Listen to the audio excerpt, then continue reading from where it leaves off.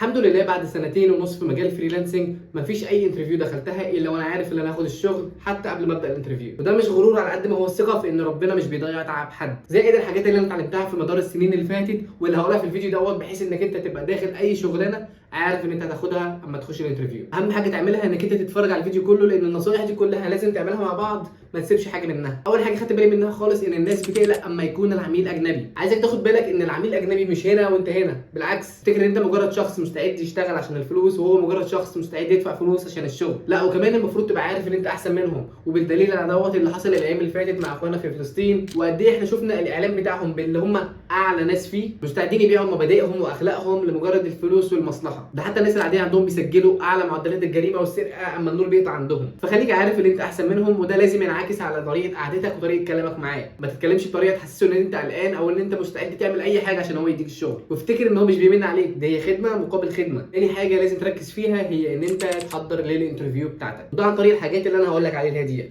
اول حاجه لازم تجيب نوته. هو انت لازم تجيب نوته عشان الانترفيو، بس انت برضه لازم تجيب نوته دلوقتي عشان تكتب اللي انا بقول لك عليه. تاني حاجه هتدخل تشوف العميل ده منين وتعرف ايه اشهر الحاجات عنده من اكل واماكن وهكذا، وهقول لك ليه في الاخر. بعد ما تعرف العميل ده منين هتدخل تشوف هل العميل كاتب اسم القناه بتاعته في الشغلانه ولا لا. لو هتدخل تشوف القناه ديت وايه المميزات اللي فيها وايه المشاكل اللي فيها وازاي تحسنها، وده عن طريق ان انت تشوف القناه بتاعته هل مشاهداتها ضعيفه، طب ايه السبب لدوت، هل الثمبنيلز مختلف عن المنافسين، هل المده بتاعت الفيديوهات بتاعته اقصر او اطول من المنافسين، هل بيكتب نفس الديسكربشنز والتاجز على كل فيديو ما بيغيرهمش على حسب الفيديو ايه، هل بيكتب ديسكربشن اصلا ولا لا، بيلعب على الكيوردز بتاعت الفيديوهات ولا لا. وفي دوت ممكن تستخدم ادوات زي فيدا اي كيو او تيوب باري وهكذا. حاول تجمع معلومات اكتر عن القناه وعن المنافسين بتوعه. ولو مش كاتب القناه بتاعته سواء بقى كاتبها او لا، الخطوه دي لازم تعملها، وهي ان انت تدخل على المنافسين بتوعه وتحاول تجمع اكبر قدر من الافكار. لان انت لو لقيت القناه بتاعته مكتوبه فانت كويس قوي اللي انت جمعت افكار زياده، ولو ما لقيتهاش مكتوبه فانت الحمد لله عرفت انت بتدور على ايه وايه الحاجات المشاكل اللي انت ممكن تلاقيها عنده اما يبعت لك القناه بتاعته في الانترفيو. بالمناسبه وانت جوه الانترفيو لو هو مش باحث اصلا القناه هتطلبها منه وتحاول تشوف الحاجات اللي انا قلت لك عليها ديت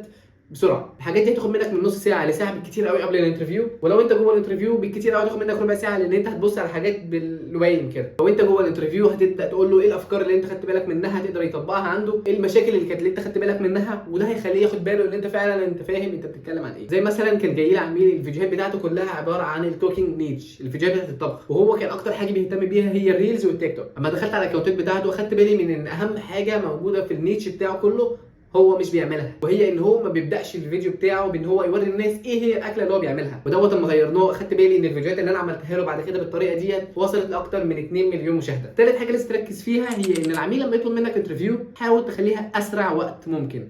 يعني لو ينفع النهارده بالليل مش مشكله. ليه بقى دوت؟ لان العميل لما بيعجبه حد ويبقى عايز يشتغل معاه، اي انترفيو بيبقى يتفق بيها مع اي حد بعدين بيبقى مجرد تحصيل حاصل لمجرد ان هو اتفق. وخد بالك حاول تنجز نفسك في الانترفيو بتاعتك بسرعه، لان معظم العملاء بيعملوا زي تايم بلوكس للفريلانسرز والانترفيوز بتاعتهم. يعني انت هتاخد نص ساعه، في واحد بعديك بنص ساعه هياخد الانترفيو بتاعته وبعديها بنص ساعه وهكذا وهكذا وهكذا. فانت حاول تعرفه كل دوت في نص ساعه بالظبط. في ناس بتعمل كده وفي ناس لا. حاول تعرف السكيدجول بتاعه هيبقى ماشي ازاي، او اتكلم عادي وهو هيقول لك على فكره ان انا عندي ميتنج بعديها بنص ساعه تاني. طريقه حجز المواعيد مع العملاء بتبقى على موقع اسمه كالندري. معظم العملاء اللي انا اشتغلت معاهم بيشتغلوا بالموقع دوت لان هو بيوفر وقت ولخبطه كتير جدا بسبب التوقيت. لان انت لما تيجي تتفق معاه على الساعه 7 تبقى هي تبقى الساعه 7 بتاعتك ولا الساعه 7 بتاعته. افتكر ان هنا ان انت بتتكلم مع حد من بلد ثانيه، فبالتالي التوقيت عمره ما بيبقى زي بعضه. ميزه الموقع دوت ان العميل ببساطه بيبعت لك اللينك، واللينك ده عباره عن تقويم او كالندر بيبقى فيه كل الايام والساعات اللي هو متاح فيها متظبطه على الوقت بتاعك. يعني مثلا هو عامل حسابه ان الساعه 4 هيبقى فاضي، الموقع هيبين لك عندك انت ان هي الساعه 5،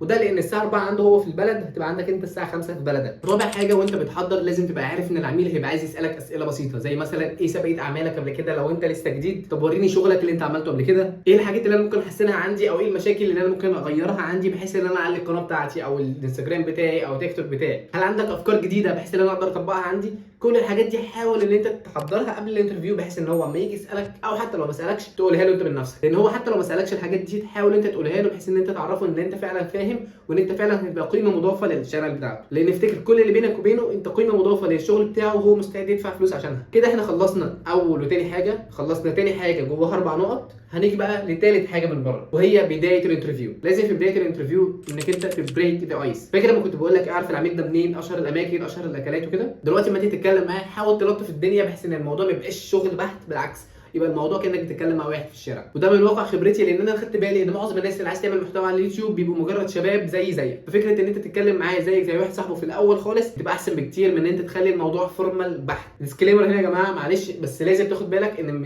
الموضوع ده مش لازم يحصل مع كل الناس. ممكن الناس فعلا تتضايق ان انت بتتكلم في حاجات كده، بس انا بتكلم معاك من معظم الحاجات اللي انا شفتها. لان مثلا جالي عميل كنت بتكلم معاه كان اسمه جيران، تمام. العميل ده اشتغل معايا لانه مصري، خدت بالي الموضوع دوت. دي ميزه المصريين في ابورك ان هم سمعتهم كويسه جدا. في ناس كتير قوي بره بيبقى عاجبهم فكره ان في مصر ناس شغاله وبيبقى عايزين يتعرفوا على اي حد منها، فده بيبقى فرصه كويسه قوي ان انت تاخد شغل من اي حد تاني. العميل دوت اول ما فتحنا جوجل ميتنج مع بعض لقيته بياكل. طبعا انا ما ركزتش خالص مع الموضوع، بس هو كان الموضوع كان رايح جاي، الكلام كان سهل وخفيف. عرفنا على بعض، هو منين انا منين والكلام دوت. بعدها قعدنا نتكلم شويه عن ايه الحاجات اللي عندهم، ايه الحاجات اللي عندنا. اما يجي مصر هبقى اورينا الدنيا، واما اروح انا هناك هو كمان لازم يوريني الدنيا عنده. الموضوع بيبقى حلو في الاول، بعد كده بنبدا نتكلم عن الشغل.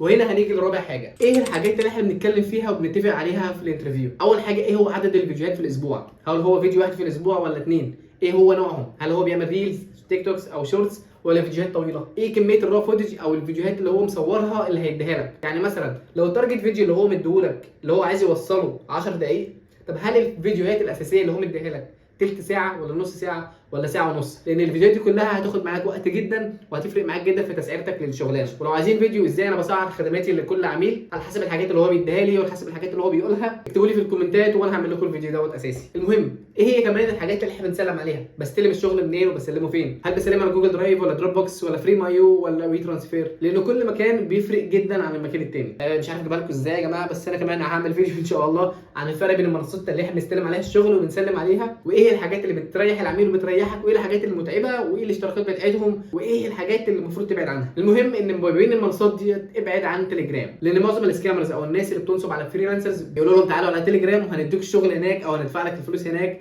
او حتى هنتكلم هناك. فانا بقول هنا معظم الناس لان انا ما بحبش اعمم. ممكن يبقى في ناس فعلا شغاله تليجرام في الشغل بتاعها ما بينصبوش على حد، لكن معظم اللي انا شفته واللي انا خدت بالي منه في الكومنتات والناس بتيجي تكلمني عليه ان الناس اللي بتيجي تبعت له في التليجرام بيطلعوا في الاخر نصابين. المهم ان انت بعد كده هتيجي تتفق مع العميل على ايه افضل طريقه للتواصل. في ناس بتحب سلاك عشان يعرفك على باقي التيم بتاعه، في ناس بتحب واتساب، لكن انا بفضل الصراحه في الاول ان معظم الرسائل بينك وبينه تبقى على ابورك، بحيث لا قدر الله لو حصل اي مشكله ابورك يعرف يحلها. لكن بعد كده عادي خالص ان انت تطلع بره تتكلموا بره، بس دايما ما تنساش ان الفلوس تبقى على ابورك.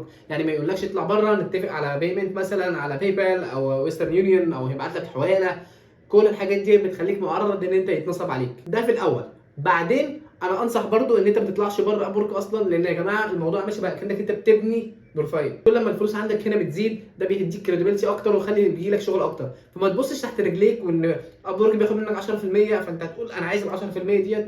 لا، ابورك بيديك حاجات كتير جدا مقابل ال 10% ديت، تاخد بالك منها قوي قدام اما تلاقي ان في ناس كتير قوي بتيجي تكلمك على شغل وانت من غير ما تعمل اي مجهود. كده احنا خلصنا مرحله الاتفاقات. طبعا في ناس كتير قوي هتيجي تكلمني تقول لي طب الفلوس مش هنشتغل ببلاش اكيد، يعني هقول لك بس اصبر عليا وهكلمك فيها بعد الخطوه اللي جايه ديت. ميزه ان انت تعمل موضوع الاتفاقات دوت هو ان انت بتاخد العميل من مرحله واحد بيدور على فريلانسر يشتغل معاه لواحد خلاص بيتفق على ازاي يسلم ويستلم الشغل. فبيبقى فعاله الباطني هو ان انت الشخص اللي هو هيشتغل معاه، وبالتالي كل الناس اللي بعديك هيبقى مجرد تحصيل حاصل، لان هو مش هيبقى عايز يبدا يعيد كل ده من الاول تاني. خامس حاجه هي اقلب الترابيزه، وهنا مش قصدي انك انت تقلب الترابيزه بجد، انا عايزك بس تاخد بالك ان العميل من الصبح هو اللي عمال بيسالك على واهلتك ايه، وريني شغلك اللي عملته قبل كده. ايه الدور دلوقتي ان انت اللي تساله. هتسال اسئله زي ايه الحاجات اللي خلتك تبدا القناه بتاعتك، ايه الاهداف اللي انت عايز توصل لها، وايه اللي حصل مع الشخص اللي كان شغال قبليك. هنا انت بتنقل الدفه لايدك وانت اللي بتتحكم في الانترفيو، لان هو هنا هيبقى مجرد شخص بيحاول يثبت لك قد ايه هو طموح وان هو فعلا هيكمل في القناه بتاعته، مش مجرد واحد عايز يعمل حاجه وخلاص ينتقل اللي وراها. ده هيخلي الموضوع ايكويفالنت شويه او مساوي ليكوا انتوا الاثنين، مش هيخليه يحس ان هو اعلى منك في اي حاجه. سادس حاجه هي الكول تو اكشن. اتفقتوا على كل حاجه من ناحيه التسليم وايه نوع الفيديوهات وايه عددها. جه بقى الوقت ان انت تقول له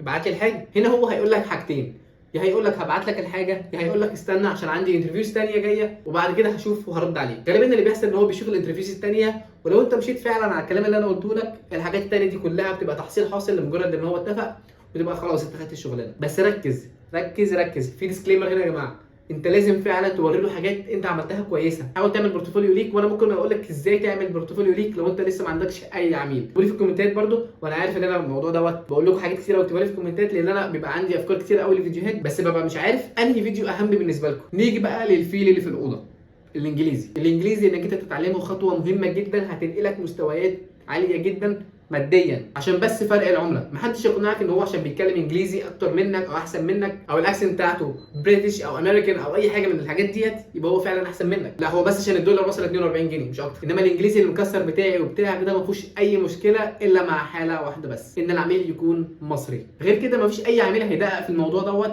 كل اللي هيقول لك عليه هو عيد تاني، قولها بطريقه تانيه، ما فهمتش كويس، لكن هو عارف ان هي لغه تانيه عندك، فبالتالي مش هيدقق قوي معاك.